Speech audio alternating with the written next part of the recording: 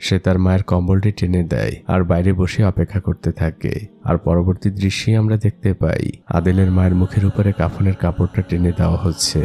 তিনি এই দুনিয়ার মায়া ত্যাগ করে চলে গিয়েছেন।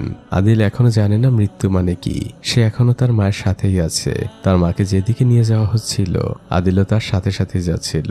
আদিলের মাকে মক্কায় দাফন করা হয়। সেই লোকটি আর আদিল বসে দোয়া করছিল। দোয়া শেষে আদিল জিজ্ঞেস করে, চাচা এখন কি মা জান্নাতে যাবে? লোকটি বলে, ইনশাল্লাহ। আদিল বলে, মা আমাকে সবসময় বলতো আমিও জান্নাতে যাব। লোকটি বলে, হ্যাঁ, তোমার উপর আল্লাহর বিশেষ এক রহমত রয়েছে, তোমার হিসেব অনেক সহজ। আদিলের চোখ বেয়ে পানি পড়ছে। সে বলে, চাচা আমাকে কত অপেক্ষা করতে হবে জান্নাতে যে মাকে দেখার জন্য?